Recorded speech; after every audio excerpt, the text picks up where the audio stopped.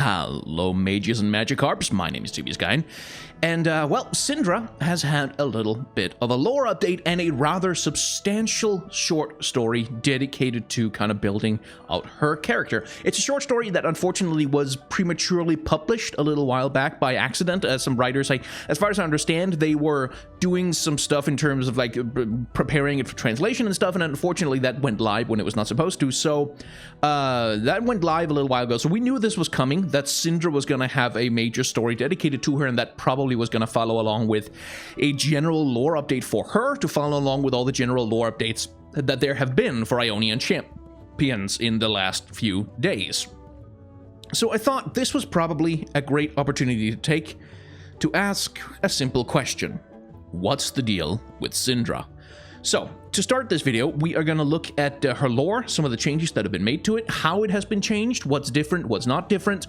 We're going to talk a little bit about the very long short story, it's like a 25-minute read or something like that. Yeah, 27-minute read. We're going to talk a little bit about that and what's in it, what's going on in the story, what does it mean for the character. And then we're going to have a chat about her character design and how it all fits together and how she fits together with the Ionian region as it is now. So, in Syndra's old lore, she is a young girl from a village in Ionia who has a lot of powerful magic, so she is sent to a temple to train and sort of learn to control her magic so that she doesn't just break everything around her. While she's training at the temple, she notices that her progress is slowing down. She's learning less and less. She's becoming less and less, she's gaining less and less power as time goes on. She confronts her master about this. He says, yeah, actually, you have way too much power and it's freaking us the fuck out, so I've been limiting your power intentionally so you can't just go around kill people by accident.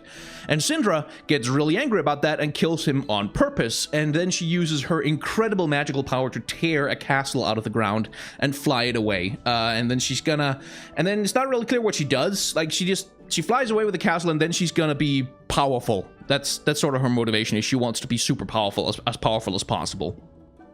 Her new lore is pretty much exactly the same. Like, there's really not that many details changed about it, except for a couple of substantial ones. Like, mostly, like some other lore updates we've seen, it's kind of just an extension, an exploration on what was already there, kind of to widen the scope of her lore, to kind of explore the character a little bit more, to get a little bit more into who they are as characters. So, what we get here is that Syndra is a young child in the Navori. She's prone to distraction, blah, blah, blah. In her childhood, essentially, she has magical ability, but she is in the care of a rather abusive family who treat her very poorly, and her brothers torture her and torment her along with their friends, and she eventually, completely just done with their bullshit, lashes out with magical abilities that she didn't know she had. But those magical abilities are powerful and absolutely terrifying. So she is sent to the island of Phalor, where a master offers to take her in and teach her and teach her to control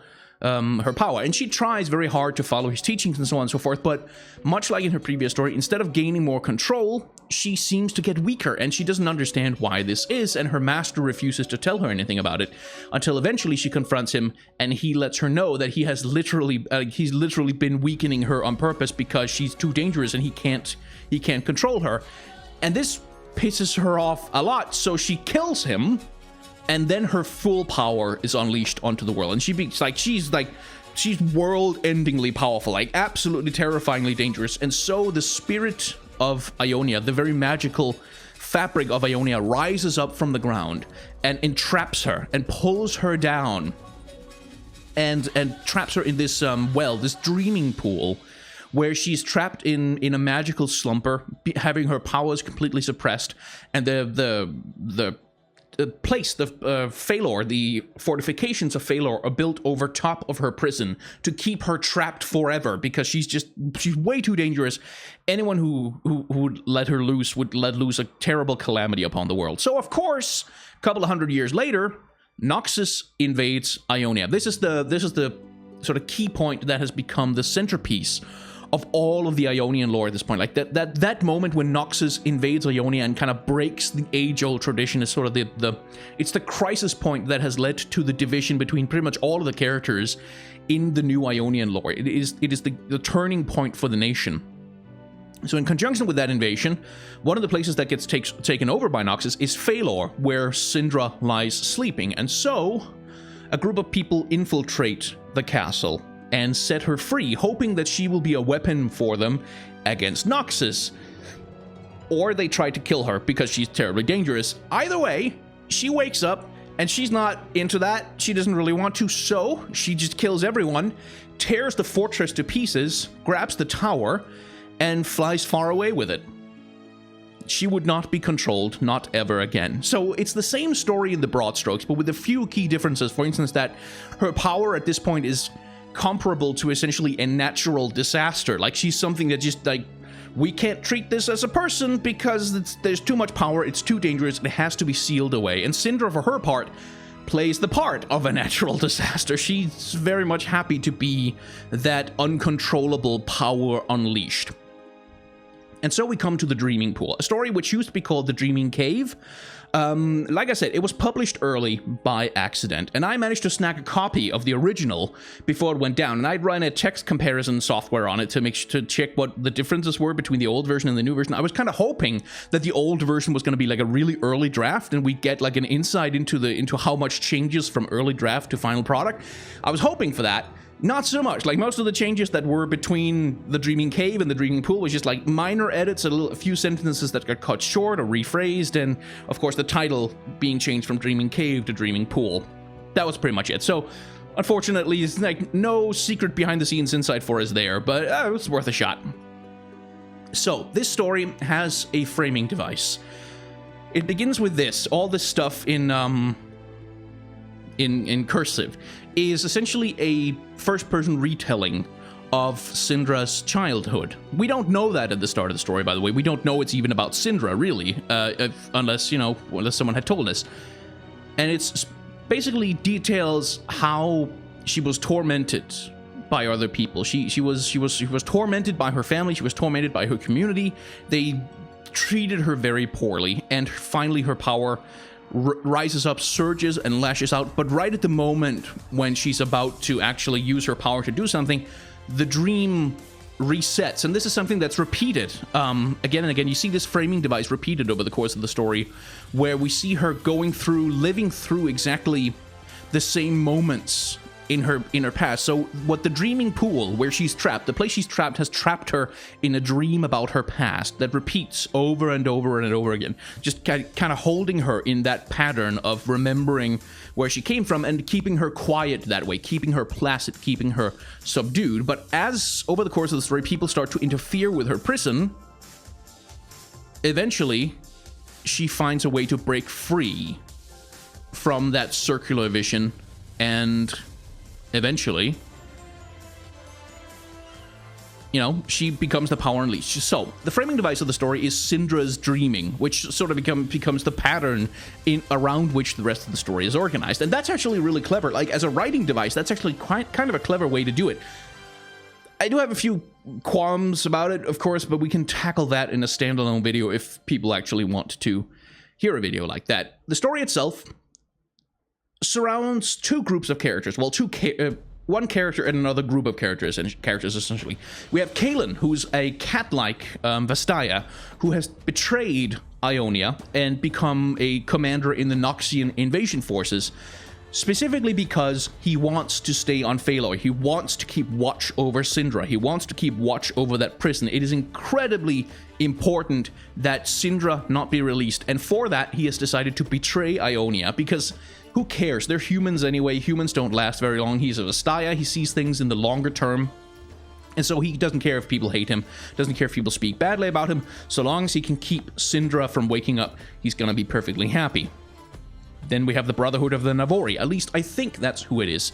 Who send a group of saboteurs, essentially, into Phalor, trying to kill Syndra. Because much like our other protagonist, Kaelin, they know that Syndra is too dangerous. She cannot be unleashed. She cannot be controlled. You cannot reason with her. She must be destroyed. And they're destroying her in part out of revenge for what Syndra once did to Phalor.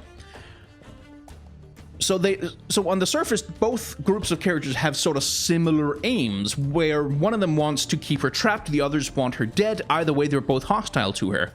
Except, of course, it's not that simple. As the saboteurs manage to cause a distraction, sneak into the fortress, and find the dreaming pool where Syndra sleeps, some of the saboteurs reveal a plan that they want to wake Syndra up. They want to recruit her in the fight against Noxus. And so here we see that conflict that we have talked about multiple times before that is central to Ionia. The conflict between holding true to tradition and embracing change. And so the part of the saboteur group want to embrace change. They want to wake Syndra up. They want to recruit her into their cause. They want to, she's an Ionian like us. Surely she will fight for the spirit of Ionia, and she will fight for the country of Ionia against these foreign invaders. Surely.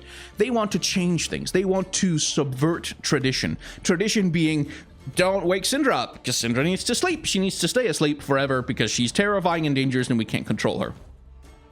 And so that conflict between tradition and change is very much on display within the story. Of course, what happens is they get in, Kaelin follows them, tries to stop them from from either killing her or waking her up. He doesn't want them to do either thing because either thing might wake her up, and that's what he doesn't want. The traitors fight, the saboteurs fight amongst themselves, and eventually Syndra, of course, wakes up. And when she wakes up, she murders absolutely everybody, and she leaves. Because that's how Syndra do, taking the tower with her, where she will then stay.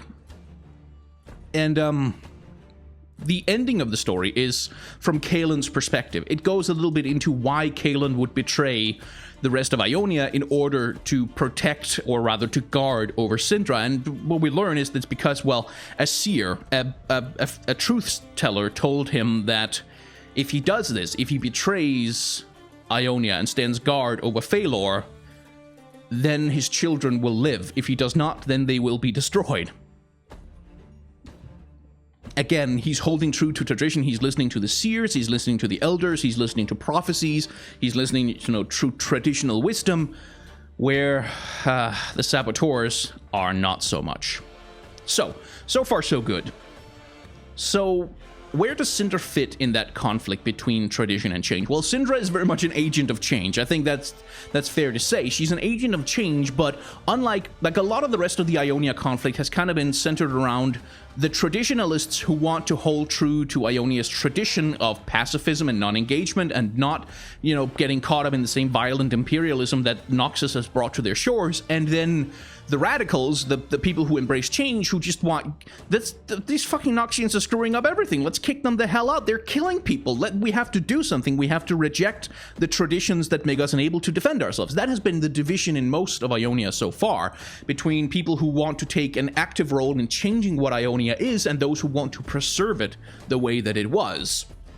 Syndra falls into neither of these camps because she doesn't particularly care for tradition at all. She has no care for tradition because tradition to her is just...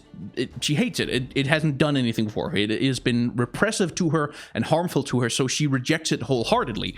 But while she is an agent of change, she's not an agent of change in the Noxus-Ionia conflict. She doesn't really care about the conflict. She doesn't care about Ionia. Her change is just burn it all down, break everything, destroy everyone, punish everyone who ever was complicit in my imprisonment. And so she represents this kind of wild card, this uncontrollable, like I said, a natural disaster, essentially rising up from the bowels of the earth to consume everybody who has unbalanced the carefully balanced balance of the balanced place of Ionia balance. That was a lot of balance. And that's an interesting concept, to have this character who's just like a complete wild card, who cannot, the Noxians will not be able to control her, and they're gonna try because that's what Noxians do, but the Noxians will also be drawn to her because she represents power. Oh good lord, does she represent power. Meanwhile, there's probably still gonna be Ionians who are like, we can probably recruit her, she'll probably fight for us, and that's gonna go terribly wrong, while there's gonna be other Ionians who are like, holy fucking shit, Syndra is back. Oh my god, we need to get the hell rid of Syndra because she's gonna destroy absolutely everything. We're terrified of her. So she's kind of a wrench in the works of that otherwise kind of stalemate between Noxus and Ionia, in that, how does Syndra fall? What does she align herself with? What regions does she choose to destroy? What people does she choose to kill? That could change a lot about the conflict between Ionia and Noxus. So that's very interesting from a place of potential stories that could be told about Syndra. So let's get to some of the stuff that she's kind of lacking. Syndra doesn't really have a character, is the trouble with her. She really... She doesn't really have a character. Like, not in... Like, for all of this stuff that has been updated, all of this stuff that's sort of been meant to kind of elaborate more on her and explore her a little bit more and talk a little bit more about who she is, she doesn't really have a character at all. Like, literally all we know about her is that people were dicks to her, and then she just started murdering everything. She started murdering everything so hard that the entire country literally just kind of went, nope, and snapped her up. Like, that's all there really is to her personality. All there really is to her motivation is anger and revenge. And we don't really get anything more than that. We don't really have any kind of insight into what motivates. Like, what does Syndra want, really? Does she just, like, because all we get here is she would not be controlled, not ever again. Okay, that's a motivation, but so in order to not be controlled, what does she want to do? Does she want to kill Karma and all the spiritual leaders of Ionia, because they're like the ones who are in touch with the spirit of Ionia? They represent the traditions. Does she want to, like, does she just want to be left alone? Like, does she just, like, take a tower, fly somewhere far away from everybody, and just be left alone to do her thing? Is she motivated by the thrill of power? Because that kind of seems to be some of what they're pointing at a little bit here, is that she was proceeding in her magical studies until she hits a wall where her teacher was actually kind of sapping the magic from her because she was too powerful. So she has this motivation to learn more, to become more powerful, to gain greater control over her powers.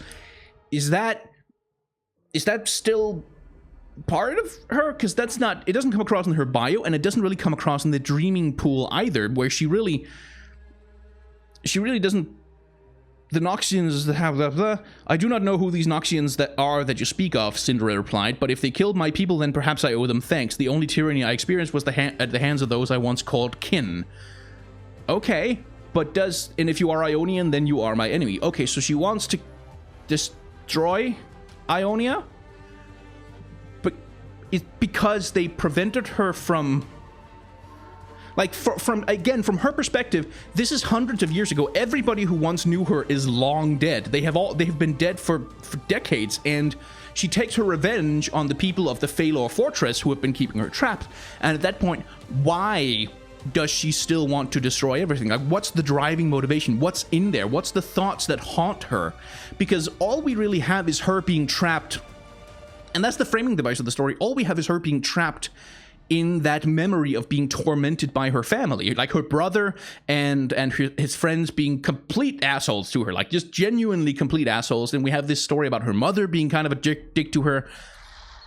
So is she lashing out against their memory? Like, is she trying to take revenge on them by destroying Ionia? And the trouble with both of these stories, like this massive 27-minute story about Syndra, doesn't really contain much Syndra at all. Like, there's really very little of her characterization in there except as a force of nature. And that's kind of the trouble I have with Syndra, is that if she is merely a force of nature, if she's someone who's so consumed with power that she just does terrible destructive things by her very nature, okay, because that's kind of the threat of her. Or is she someone who has a specific agenda of vengeance, of destroying? Like, what does she mean when she says Ionians are her enemy? Does she mean everybody who happens to live on the islands of Ionia? Does she mean everybody in the Phalor Fortress and her former village? Does she mean everybody in the leadership of Ionia? Does she mean the peasants? Does she mean the children?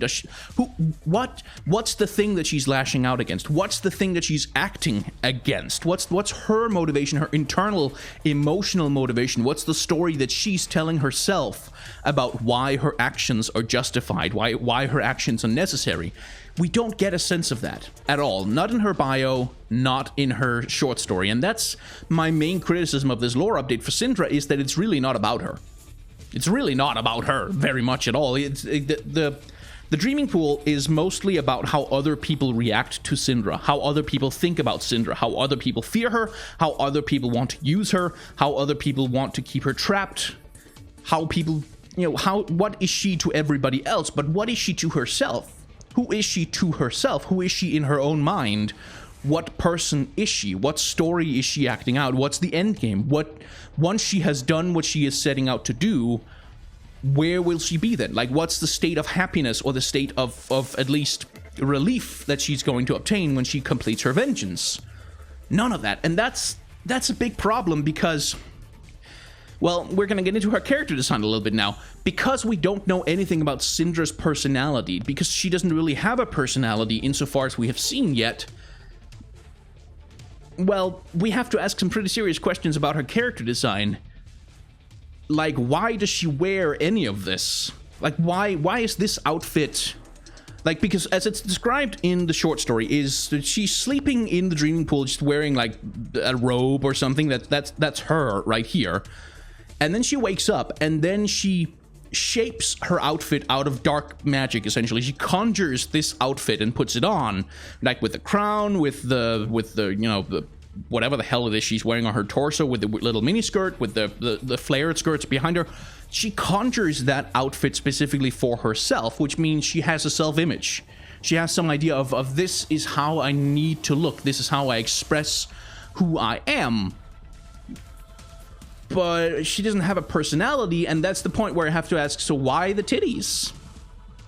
Why the thighs? Why is she even, like, why is she a sexy lady, essentially? The question I always ask when it comes to character design, and I see a character who's like very sexually attractive, who's clearly designed to be sexually attractive, to be, you know, hot, I have to ask, what does that do for the character? Like, what part of the character does that express? What part of the characterization, what part of the story does that add to? What does that aid? How does that help? And for Syndra, answer is unclear. Like, this, why does she have, like, why is it important for Syndra herself to be dressed in a way that makes her sexy?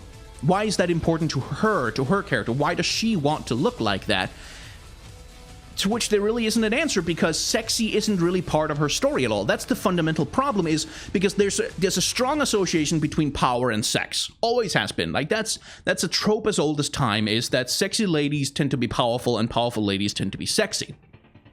That's old character design trope. It's really boring when, like, it's just used without thinking about it, but it's an old trope, and it works like as a symbol of being powerful, being sexy. It works from a utilitarian perspective, but the trouble is there's no part of Syndra's story that has any interaction with that. Like, there's no part of Syndra's story where it's like, oh yes, they try to repress her by forcing her to wear, like, restrictive clothing, or they force her to not interact with people her own age. Like, she can't be around women or boys, and she can't be, like, there's really none of that social stigma, sexual repression. None of that is really in there. It's not like she was sent to a convent and raised by, like, puritanical nuns who, like, slapped her every time she had a thought about a handsome boy or a pretty lady or anything like that.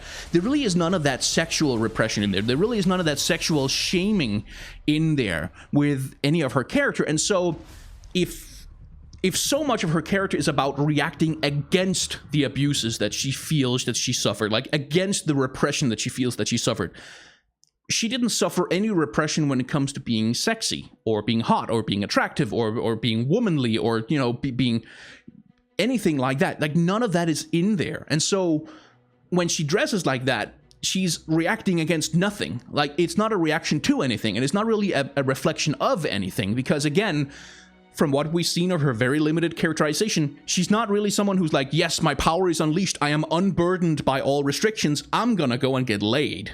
That's not really part of her motivation. She doesn't, it's not like Ari, it's not like Elise, it's not like, you know, the old misfortune, it's not like sort of being sexually promiscuous or being sexually free or being sexually empowered is part of what makes the character powerful. Syndra is not about sexual power, she's just about magical power. She's about the power to reshape the world, to destroy. She's about destruction.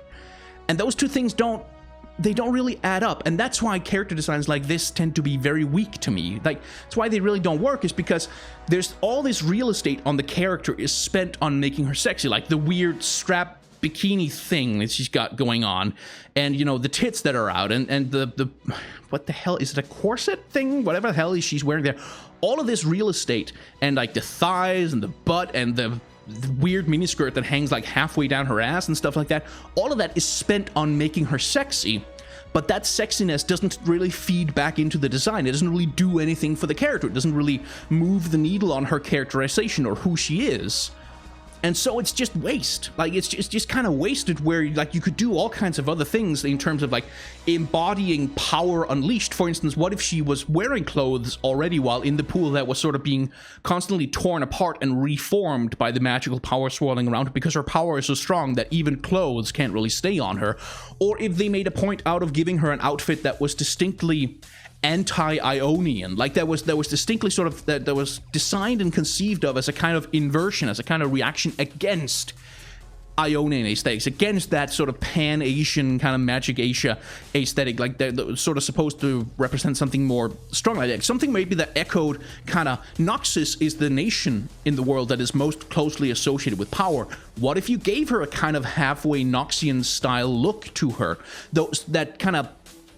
that not necessarily just makes her look Noxian, but kind of aligns her with that anti-Ionian thing that is already present in the narrative, so that people kind of start to wonder, is like, ooh, which side is she on? Is she really Ionian? Maybe she's with the other guys. Like, anything other than just she's wearing thigh highs and a miniskirt and a weird thong thing, which is also a corset which has her tits out, which doesn't do anything, which doesn't, because like if Syndra had a flirty personality, if Syndra had a personality of like, I can do whatever I want and I can do whoever I want, if there was anything of that in her, any of that, I want to be a hedonist, I want to enjoy life, I want to, you know, take pleasure where I can find it because I am powerful and I can take pleasure wherever the fuck I want and nobody gets to tell me otherwise.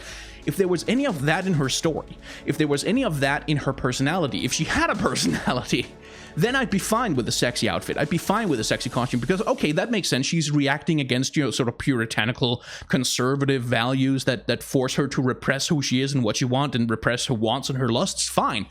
Then make her as sexy as fuck. Like, that works perfectly fine with her. But that's not who she is. That's not the fantasy of the character. The fantasy of the character is someone who's like, fuck you, I won't do what you tell me. She's a punk. Like, maybe, hey, that's a good idea. Make her a punk. Like, make her a punk. Make her, what's the Ionian version of someone who dresses like a punk? Like a complete punk. Someone with no regard for tradition, with no regard for what's right or what you're supposed to do, or how you're supposed to dress, or how you're supposed to look, with no regard for poise, with no regard for like being respectable, with no regard for tradition. What does that look like in Ionian terms? Because then you can talk about someone who's about being anti-authoritarian, or being against power being wielded over herself, or he was intensely individualistic and sort of you know, about self-interest. Like, then you can kind of work with some of those aesthetics, but that's not really here. Her outfit is she's called the Dark Sovereign, right? So her outfit is regal-ish. She looks like some kind of sexy evil fantasy queen from like an 80s anime or something like that.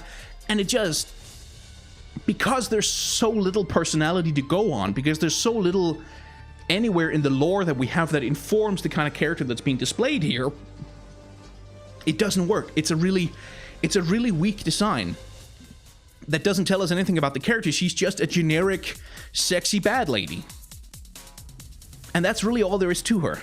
And I don't think, unfortunately, the Riot are going to change her much, because she's old. She's an old champion. She's looked this way for a very long time. She's been very popular in competitive play, and if they changed her fundamentally, if they really completely fucking scrapped everything about how she looks right now, which is kind of what I think they should do, or else give her a better personality, well, the people who play her would be very disappointed by that. And I don't begrudge them that, but that's just the way the dice fell in this circumstance. So the other way to fix her, the other way to ameliorate some of the troubles that I see with her, is to give her more of a personality in the lore, to give her more of a reason why this would be the outfit that she feels mentally reflects who she is, who she wants to be, that's either aspirational for her or a reflection of how she feels, who she is. Like, why does she want her tits out? Well, maybe because she likes showing her tits off. Like, is that a thing with her?